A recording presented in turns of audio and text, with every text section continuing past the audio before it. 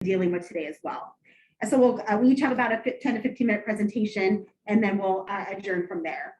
So quickly, just a little overview of the Faculty Leadership Institute. Again, we had this very same session 2 years ago, fall of 2019, and we're calling it our promo or teaser session to kind of generate interest and hopefully get all of you to apply to the second cohort that would start in February in spring semester.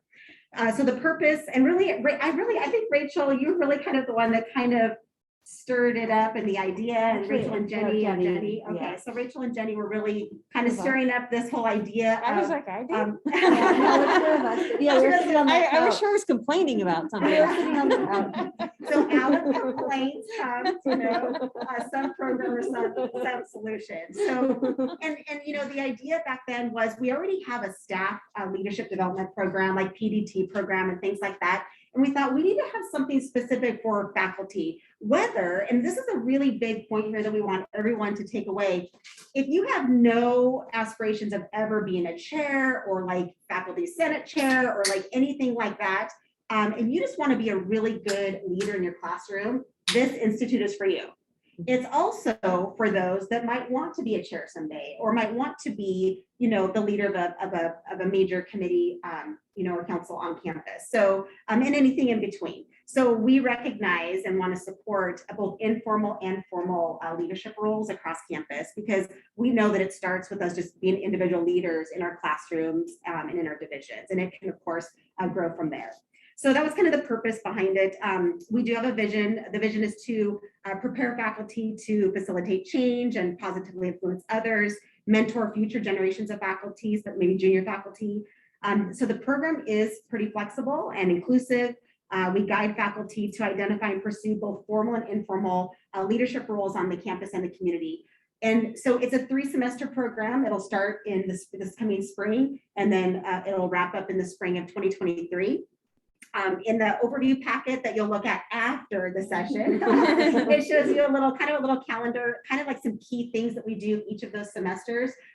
In the last cohort, we had a book that we kind of paid attention to here and there and talked about a little bit. We had a lot of support within our meetings, our monthly meetings for the cohort. Just each person comes up with a project. Some were very intangible, just about their own leadership growth and development as a person, and some were very specific, like actually creating something that was going to be used for their program or their division.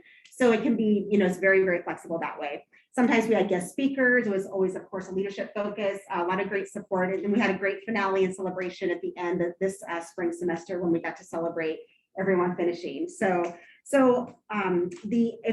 you're participating today, and this is for, anyone, so we're glad that I feel like this is a pretty good group that attended today. So thank you. And as you're thinking about this, you don't have to decide next week. You don't have to decide by the end of the semester, but we do ask that you submit an application by the end of January. And so the application form with that, there's like 7 questions that we ask you just to answer in letter format. And you can send those to me anytime up until January 31st. Okay, so that's hopefully kind of a quick overview there. And let's see. So also in the overview document that you'll be looking at after the session, I have just a little snippet of the 6 projects, or each of our 6 graduates and what they did, what their project was. You can also go into the CTL's website and the Faculty Leadership Institute page and read, at least 4 of them have put testimonials on the webpage. So you can kind of listen a little bit more, read a little bit more about what the Institute meant to them and how it impacted them going forward. So, okay. All right. Also, this overview document has been sent to all division chairs, so they're aware of it, and hopefully they can identify and encourage faculty members to apply. We are allowing applications to be 2-pronged. So you can either self-apply. I want to do this, so just send me your application letter by January 31st, or anyone can be nominated as well by anyone. So maybe the former cohort or a chair or just a fellow faculty member can nominate too. But if you get nominated, you have to still apply. you still have to write the letter. Okay. All right. So with that, hopefully it was just enough to give you a little hint there of the program and kind of the background of it, and great successful first program. And of course, the testimonials are online, so I encourage you to read those. And we want most of the session today to be on the topic that we're launching this one off with in our little promo session. So I think what we'll do right now is just do some quick introductions, and we'll just go around the room. So just share your name and division. And if you want to share anything about leadership at all, that you're in a formal leadership role or what you think about leadership, but make it as short as possible. So let's go ahead with Zoom attendees. Well, Io, you're like big on our screen, so why don't you go ahead and go first? Okay, my name is Ayo. I'm with the Business and Computer Science Division. Presently in the capacity of Assistant Division Chair. Yeah, is that everything or what I know about leadership? Yes, I'm involved in leadership presently. Yeah, personally, I'm a father, so I'm a leader at home. I'm also a pastor, I'm a leader in the church. And I'm also an assistant division chair here. So at least I know a little bit about leadership. But I love to learn more, because the day you stop learning is the day you stop growing. So I love to learn more so that I can be able to be a good leader to the people that are looking up to me. And I always believe that without followers, there's no leader. So I mean, I want to be a good leader to the people I'm leading, people that are looking up to me one way or the other.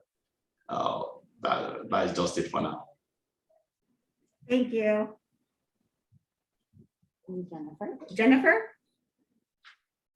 I'm Jennifer Gardner. I'm in teacher education, and I'm not in any formal leadership position. But I recognize that unexpected things sometimes pop up, and I would like to learn more about this. I know that it could be more a part of my future, and I'd like to think I'm a leader in the classroom and in a community course that I teach as well. So that's where my interest lies. Thank you. And Chelsea. Chelsea? Hi, Chelsea Cronin in the NHS division.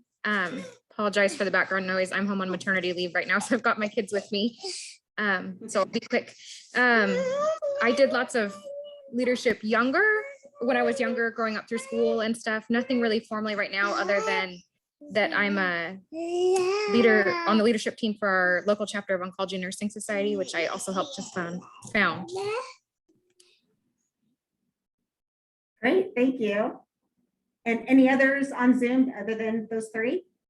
Is that it? That's it. That's it, Yeah, okay. Warriors over there. Okay, okay, great, okay. Would you like to start here? I'm Suzanne Russo from the Teacher Education and Mathematics Division, and I am the coordinator for the Math and Science Tutoring Center. I'm Casey Demertz, also from the Teacher Education and Mathematics Division. I am faculty, but I'm also the director of the Regional Math Center for Region 2, so I've been thrust into a leadership position and work a lot with K-12 administrators, superintendents, and principals, and I'd really like to improve my leadership skills in order to better help them. I'm Jenna Chambers in the Nursing and Health Sciences Division, but also a faculty member. I'm the BSN Clinical Coordinator, so I coordinate all the clinical rotations for all of our cohorts for our nursing program, and also I meet with a lot of the directors of the different our clinical partners and agencies. So and I oversee all of our clinical outcomes. It's a lot. Yeah. Or maybe Marcy. Oh, Yeah.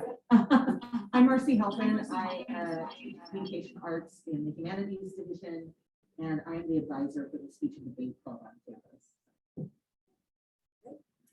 And I'm Marla David Galliano in English and the Center for Teaching and Learning. I'm Loyal Toy from the Teacher Education and Mathematics Division, and I've held various leadership roles. And I'm here because it's a good place to be. Excellent.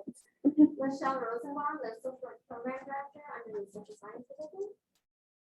We're into ALSA, social sciences, anthropology. I've also held various leadership roles, and I guess the current ones I'm advisor to the anthropology. And I'm Rachel, and I'm chemist, and I was a director. So various roles. Now assistant to the chair at PL Mass. And I'm Jenny Light, let's see, formerly of Donsum, now of TNI. And yeah, glad to see you all here. All right, super.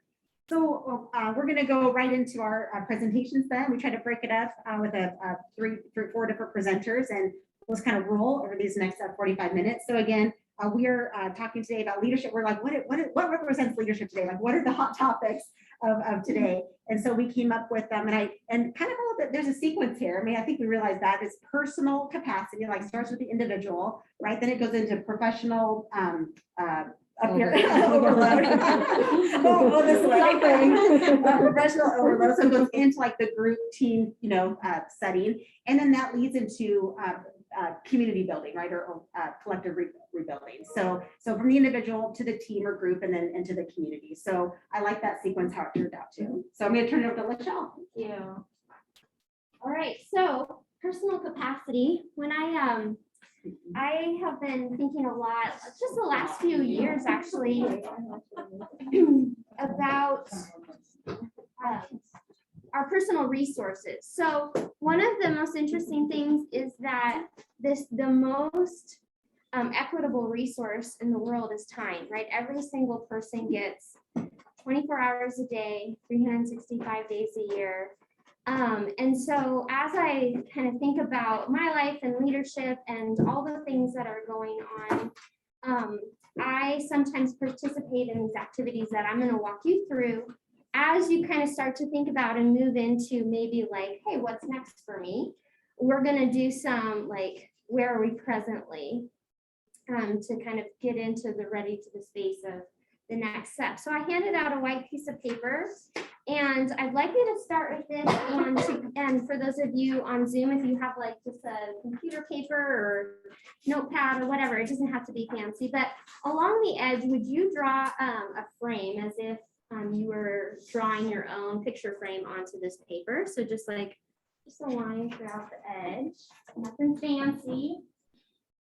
Let's use the whole paper. Yes, whole paper. Good question. Just something.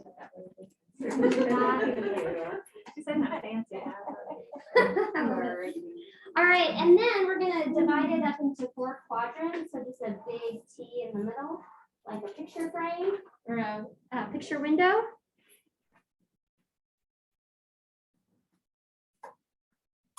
All right, and then in the top left corner, go ahead on that one, put mental. Mental load, either way, yep.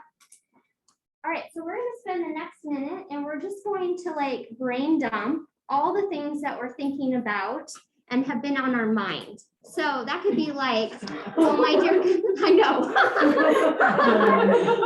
I'm already overwhelmed. Can I go home? Right, and that could be like, oh, I need to pick up milk today. I have the email that I have left, and it's somewhere in the bottom pits of my email. So I'm gonna stop talking for a little bit, for just about a minute, and just let you brain dump, like, what are the things that have been just rolling through your mind? Which corner is this again? Top left.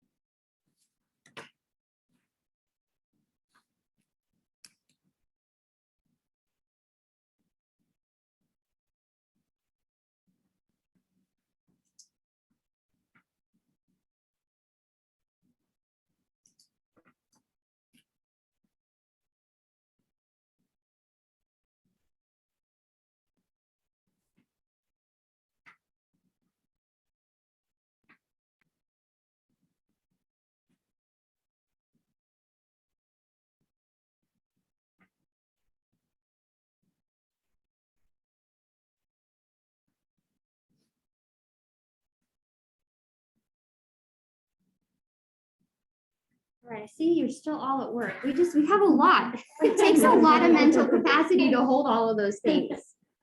Right? Like, and I'm sure it went from home to work, to family, to friends, to lots of things. Okay, so we're gonna move on to the next part. The next part is the emotional, right?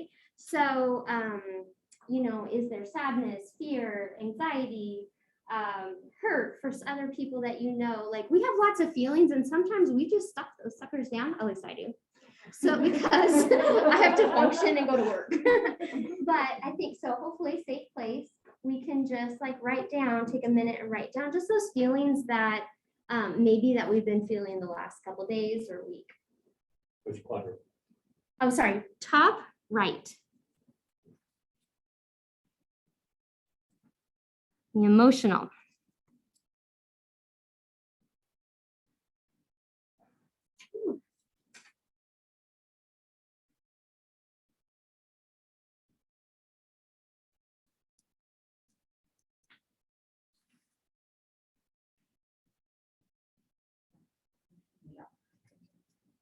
Yeah.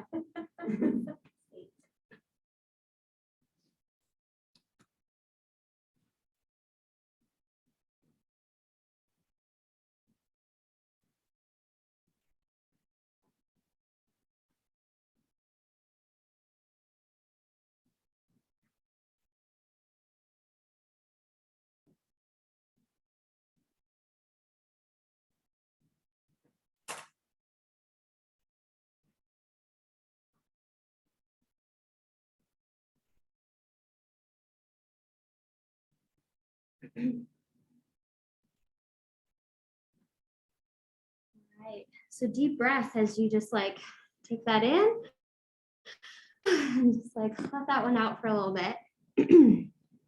Good.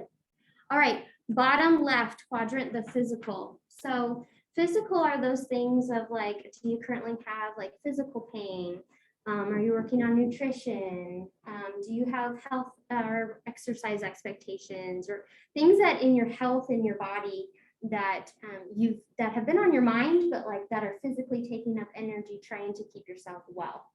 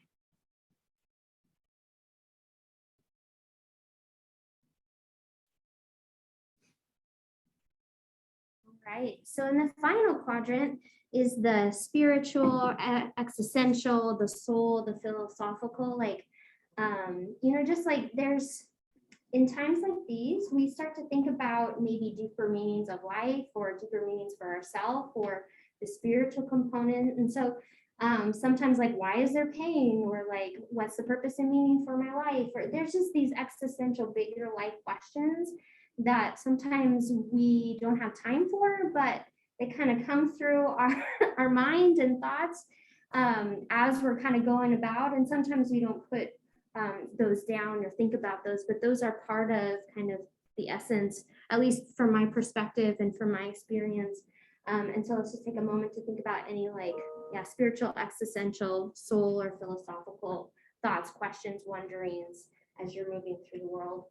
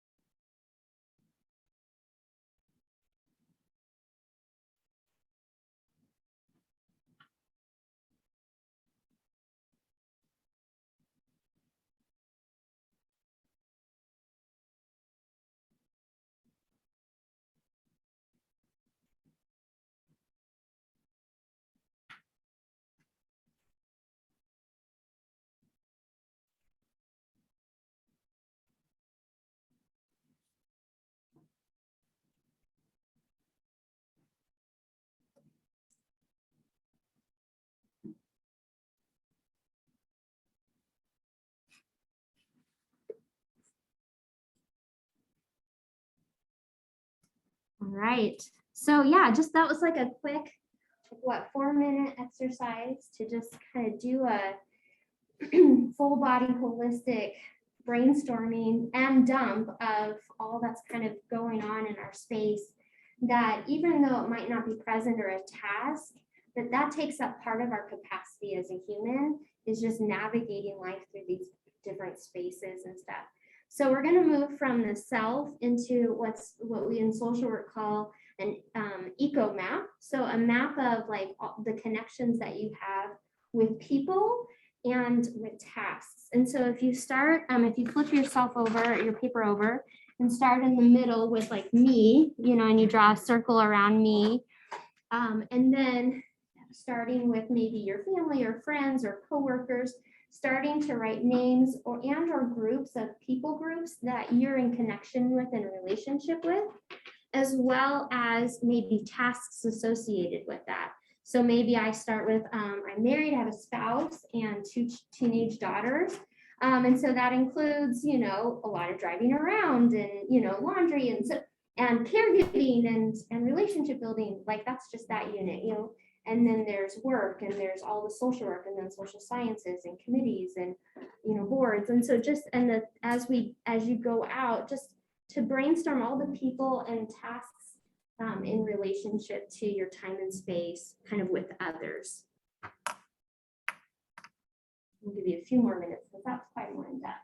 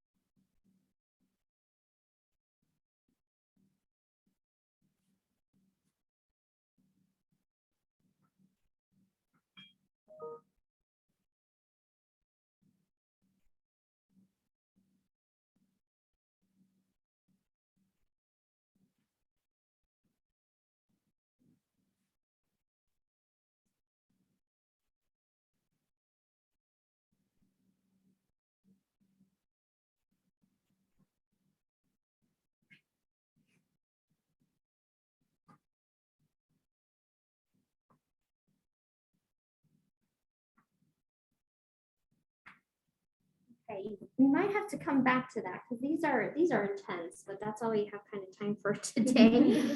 So as we kind of just take a moment to kind of just consider and think about all those things that both within yourself, kind of that holistic person, and then in your social environment, all the things that we have going on. I had to create a frame around your holistic person in some of those areas. And we call that life with margin. So sometimes we fill up our calendar to the point where we're at the very, very, very, very edge. And we don't have capacity in our lives to maybe invest in some of the things of the important people that was on this side. Maybe we don't have mental, emotional, physical, spiritual capacity to deal with the things that are popping in our mind and in our system. And so over the last few years, I've had a goal. Somebody had given me this illustration and I have it in my office, and it's just a picture and it says life with margin.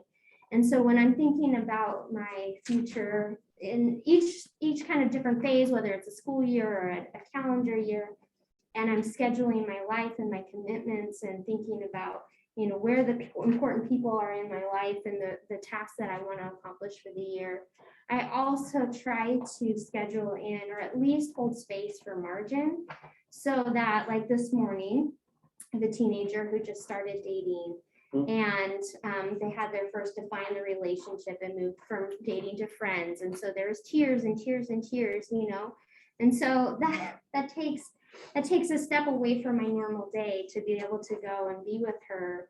But I'm hoping that I continue to have life with margin. So I'm never too busy to spend time with, some of those closest to me in my social environment. So thanks for the opportunity to just explore yourself, and hope that was helpful as you kind of think about what's important in your life and what maybe you need to spend time with, or maybe it helps you in thinking about a leadership goal that you have. So excited to see what's next for you all. Thank you.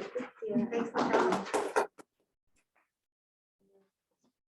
All right, thank you, Chris. Now I might, let's see here, we're going to share screen. And we'll do that. Okay, hopefully that will work. That seemed good. And then from the beginning. Okay, hopefully that's gonna. Okay, this is so perfect. This is like a perfect connection. Okay. Oh yeah. We tried to connect with our lives.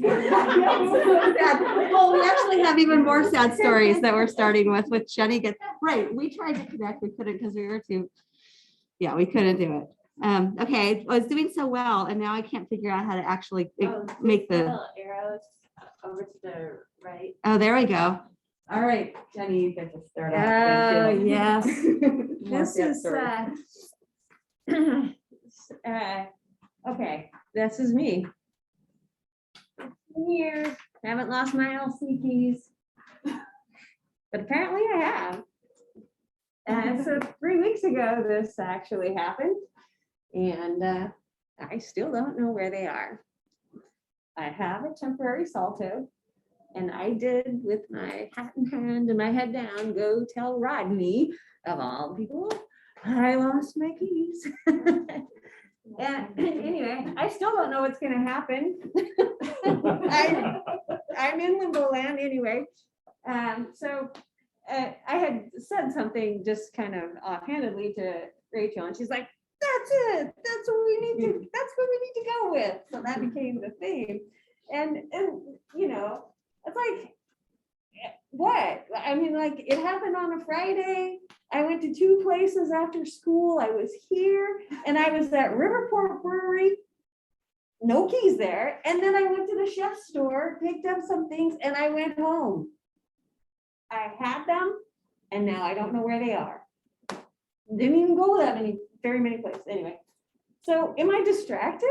I didn't think I was, but evidently I am. And then I was like, is that early onset? Is my cognition lacking? And that's come up before in conversations about our classrooms and our students, especially after COVID. Yeah, and is anybody else here in the book club this semester? Because we're reading, yes, we are reading Distraction, where there is that question of to what degree are students more distracted and why, and how to handle it. And so there's some nice things in here. A lot of them are the old standbys as far as active learning goes and meditation, you know, those are our favorite things. I think one of the things that stood out to us and we've talked about a lot recently is just really being very forthcoming with how we handle technology in the classroom and how we're talking about that, how we're modeling it, and how we're being clear with our students. Because it's good to be clear no matter where you are on the spectrum of how you feel about it. There we go. So one of the things to think about when we're talking about distractions is that there is a difference between distractions and interruptions. And very often you can't control an interruption. Usually you can take care of it. You can sometimes minimize it, but you really can't control those. The distractions are another story.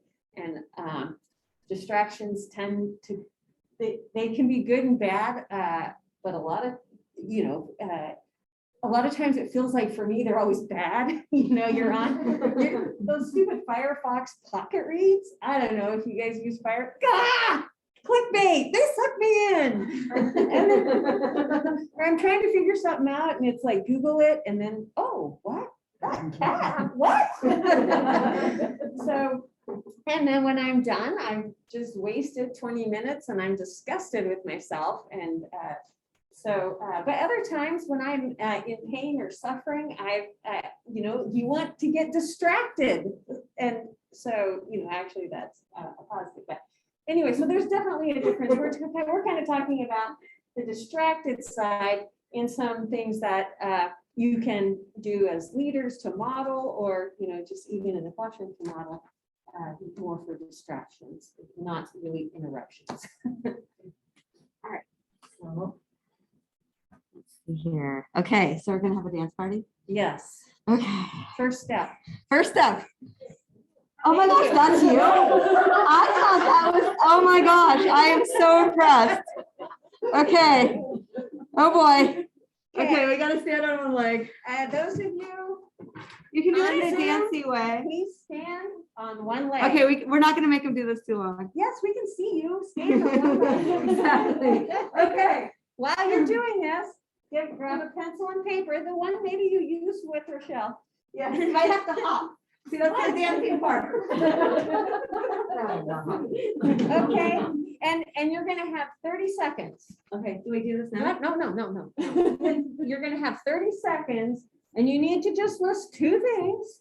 One is how you're using technology to stay organized, and one, how you see one way that technology creates distractions. And so we need to time it. And as soon as we're ready to time, you're gonna hit go and we'll time it. Okay, am I going?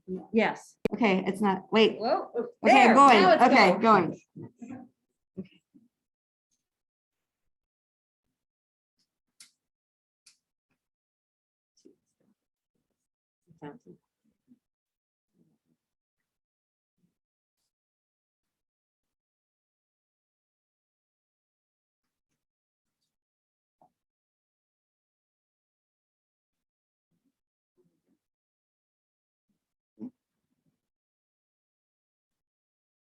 Yes. Okay, Okay, stop. so stop. Stop. And you can stop dancing. And you may put your foot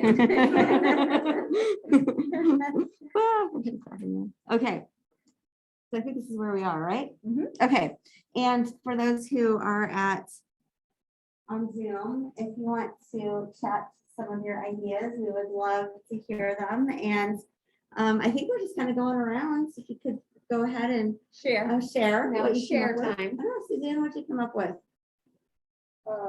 So my organization is Outward Calendar. My new technology distraction is Pokemon Go. Pokemon Go. Love it. So we have kind of a personal plus and a personal minus. Okay. I love it. Nice. I love it. We're gonna totally use it against you. What about you, Casey? I also set Outlook calendar for good, and then the email chime goes along with Outlook.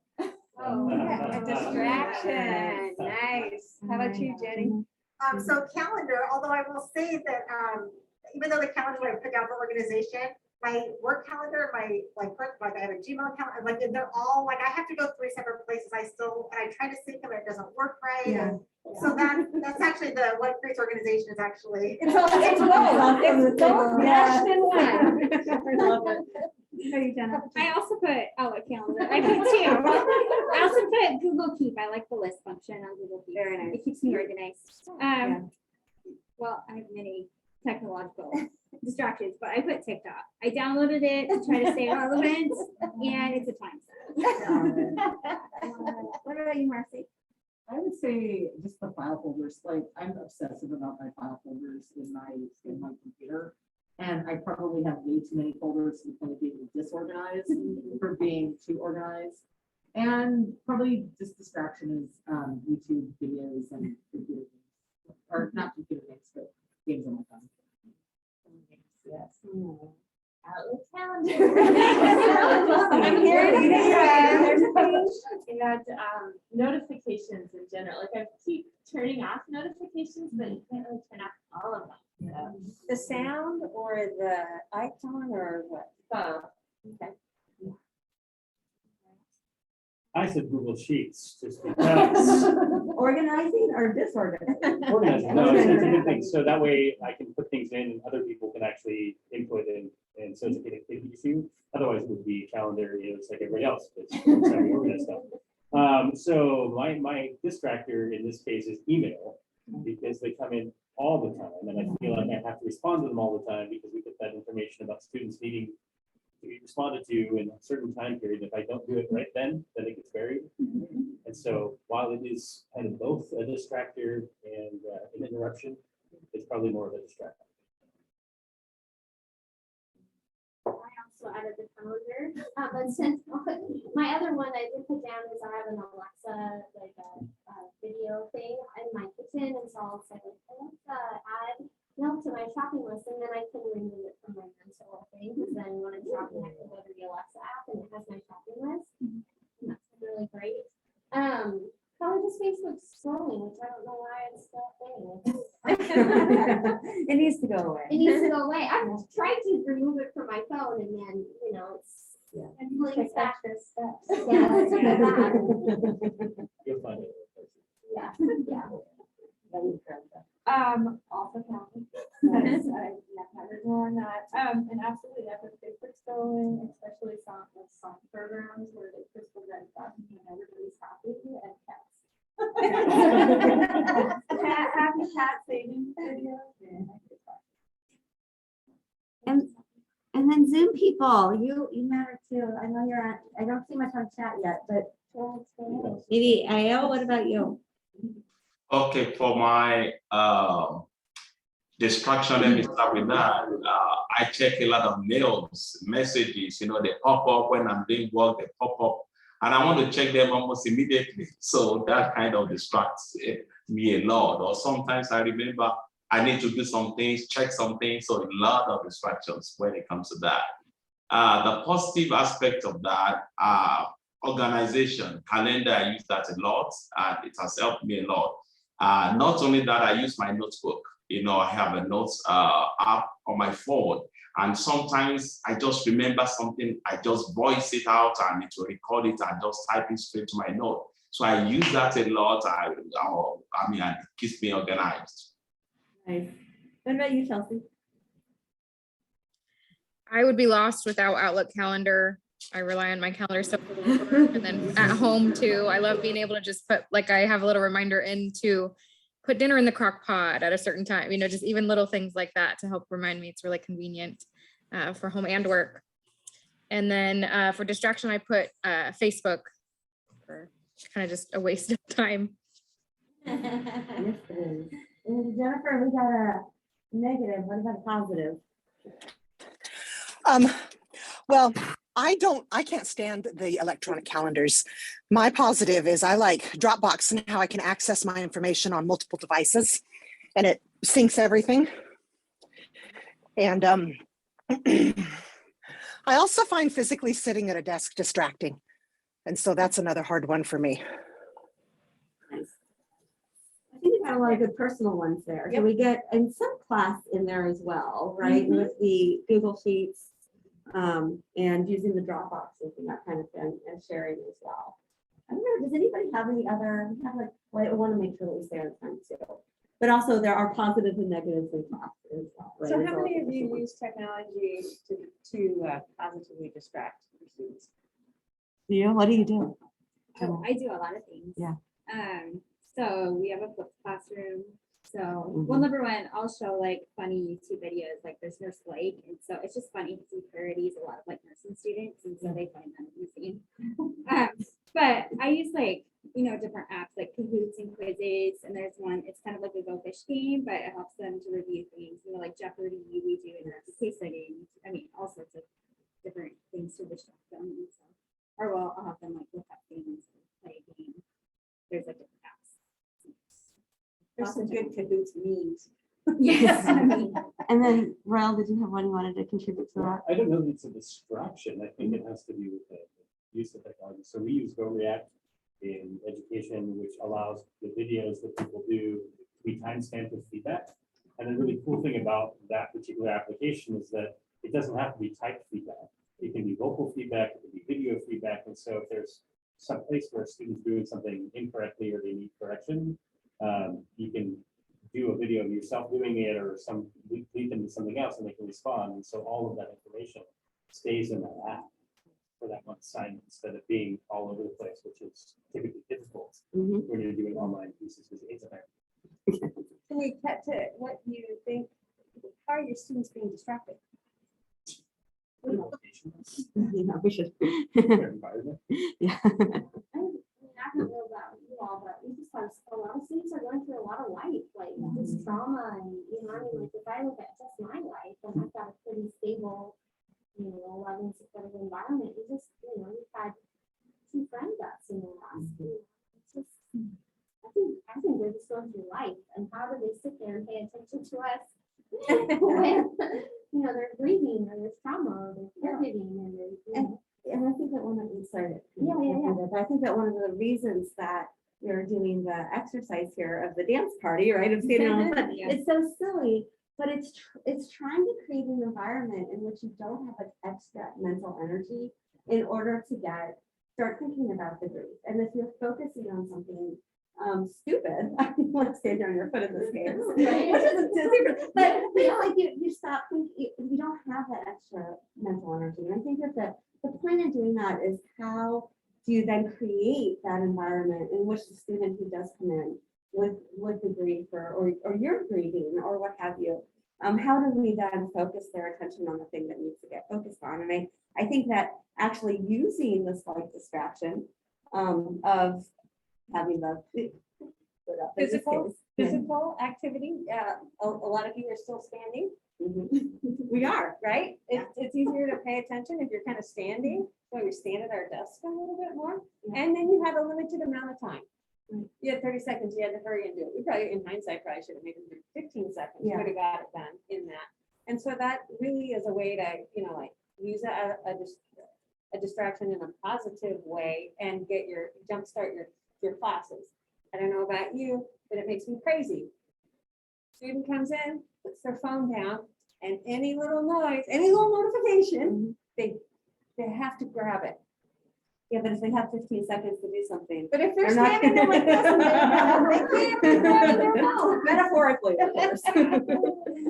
Yeah, and I think that actually to bring this back to the faculty leadership institute, and we'll hand this over to Jenni, is that one of the things that it does allow us to do is to have these really focused times to talk about yourself and your leadership and to get rid of some of the distractions during that piece so that we can have these sort of regular things. I love that it's a year, it's 3 semesters, which means that the times that you meet end up being short and intense, an hour here and there, rather than extended periods of time, but you are totally focused on each other and the project that you're working on and what you need in that hour. So I think maybe it's probably time to hand this back to you, Jenni. Yeah, I think that's where we are. Thank you so much for bringing this experience. Sherry?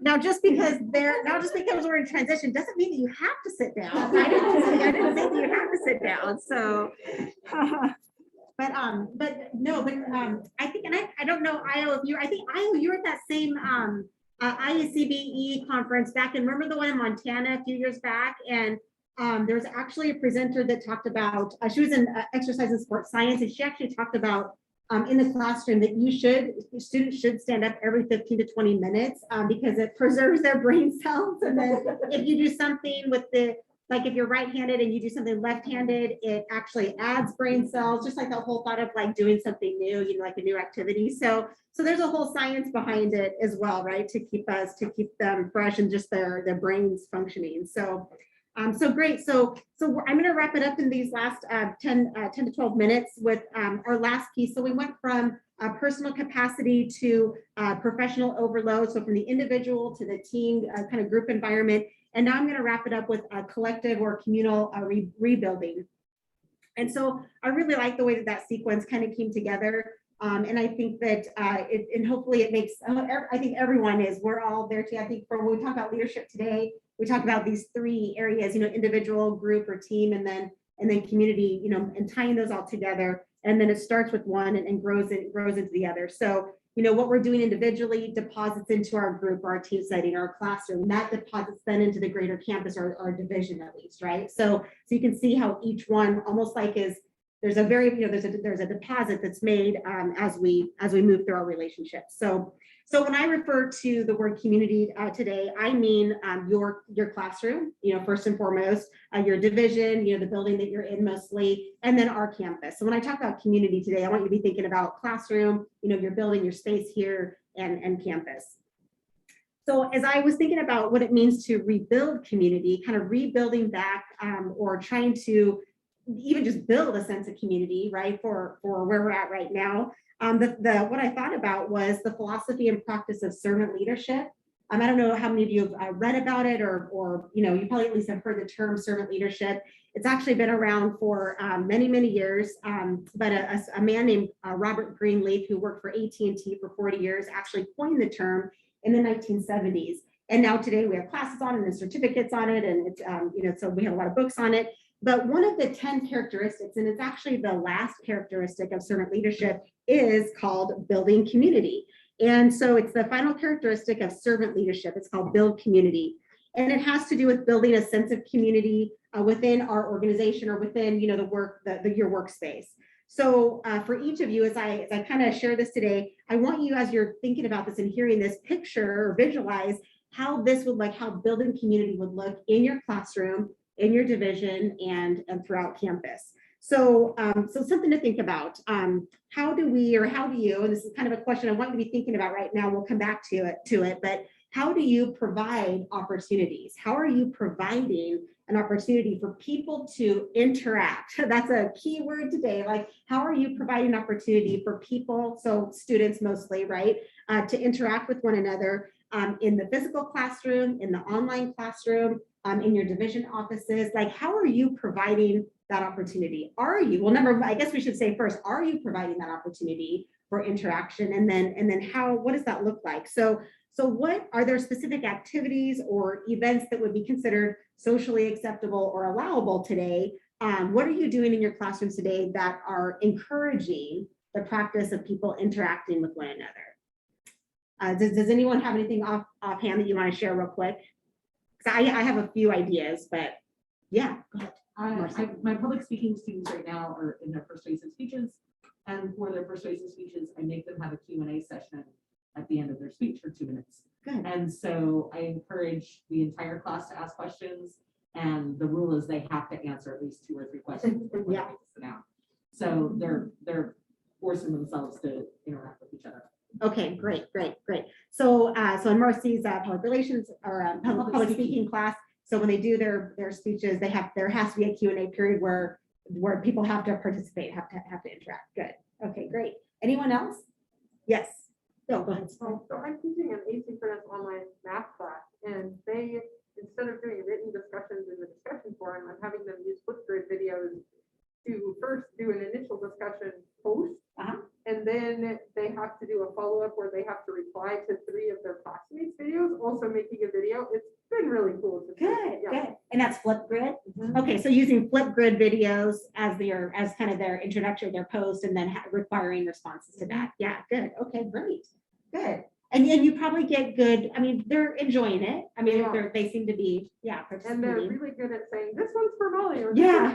or Okay. whatever, So that shows that they're aware of one another and preferences and likes and things like that. Okay, good. Anyone through Zoom want to share what your looks like we have a chat, but I don't want to mess up anything here. Well, it's just Okay. Oh, from before. Okay. Is there anything you're specifically doing to encourage interaction in your classes or in your division? Yeah. Jenna and I co-teach. Oh, I'm sorry. Go ahead. And for every week we like to do different little interactive games. Jeopardy is a really popular one in the class we teach. And so they are on teams, they get pretty competitive, and they talk about the answers together. And then that's usually, they're pretty involved with those little games. Great. And who doesn't like to play a game, right? So good. Okay. And Ayo? Yeah, we do a lot of group class activities. In fact, we do it every class time. So, just for people to interact together. I remember one of the activities I did, which I do in my introduction to business, that is to design a t-shirt for the class. And so they do that in group, and eventually we adopt one t-shirt for the class also, which is kind of fun, yeah. Good, great. So in-class activities, and of course we can do those in an online environment too, and videos and things as well. So great. So those are some great ideas.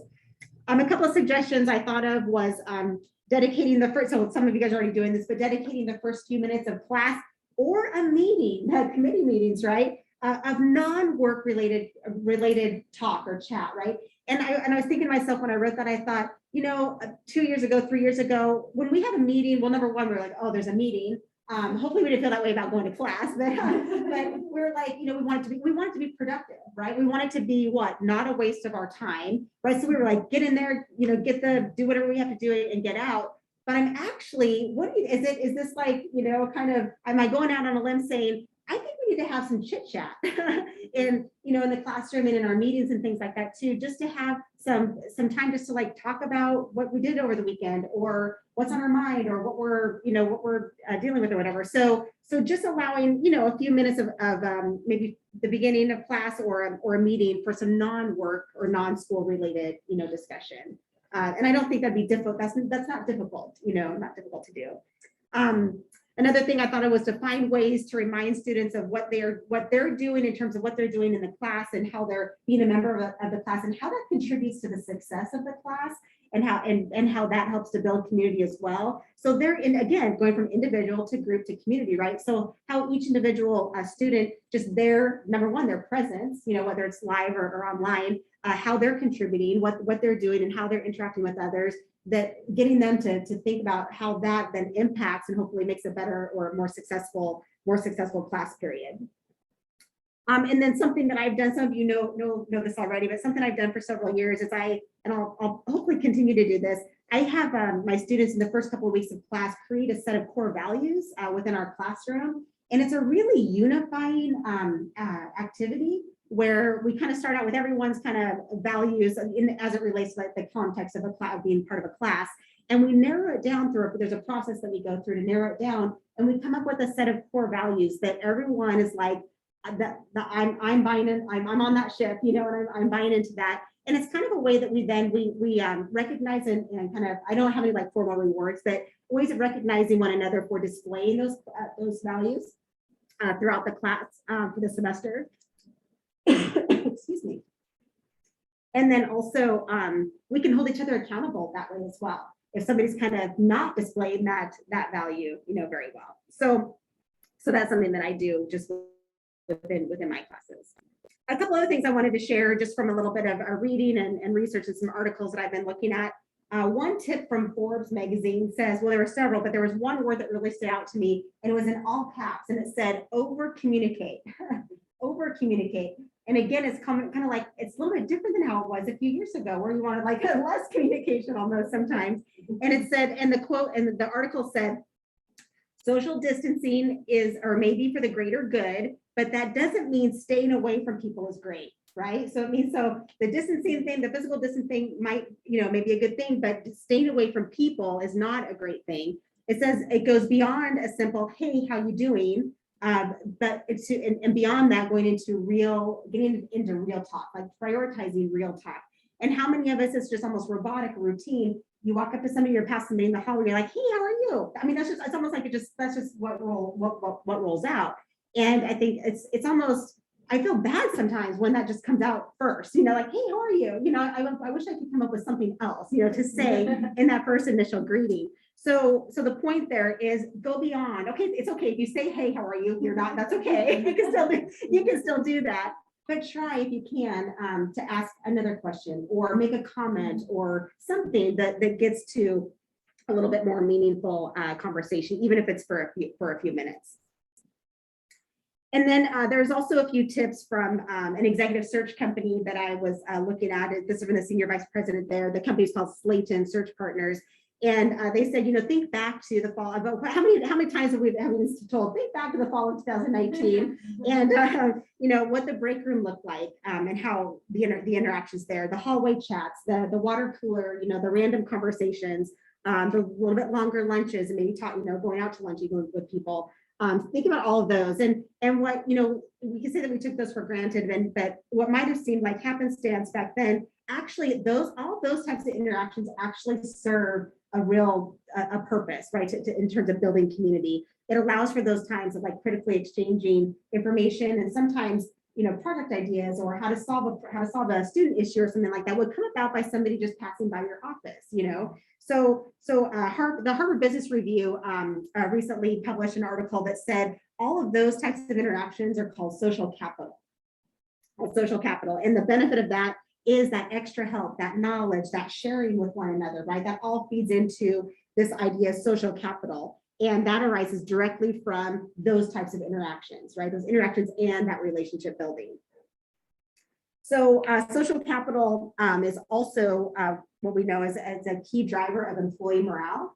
So when you think about morale, that's social capital in terms of like, I would say it's both the frequency and the value or the depth of those interactions, right? So it's like the number, how many times are you having those interactions with people, but then the quality too, right? So it's quantity and quality that goes into that. So that builds up social capital, and that is a key driver of employee morale.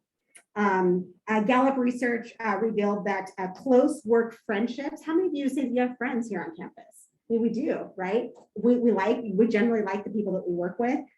So they researched that close work friendships directly increase fulfillment, productivity, and loyalty to the organization. Okay. And then it goes on to say that the good news is that relationships are, I like this, incredibly resilient. Relationships are incredibly resilient. So even though, right, even if this might, even though we are, it's what's happened, it's important to remember the resiliency of relationships. And I'll just end with saying that because of that, it's important to, and if you take anything away from my piece today, it's two P's. So two P's, prioritizing and practicing. So if you can prioritize and practice these opportunities for interactions with your students, with your colleagues, and the greater campus. So prioritize and make it a priority and practice it, like make it a habit. So those are the things that I think can help build that community, both in our classrooms and divisions and in the greater community. So, okay. Are we at time, I think? Right at one? Okay. So that wraps up our session and our 3 levels. So personal capacity, professional overload, and communal or collective rebuilding. So thanks for participating and joining us today and being active with us. So everyone has an overview and then an application form, and those on Zoom. I'm going to be emailing those to you in the next half hour. So be taking a look at that and consider applying for this institute, sharing it with a friend or someone that you think this would be great for. And we'll look forward to seeing those by January 31st. Okay, thank you.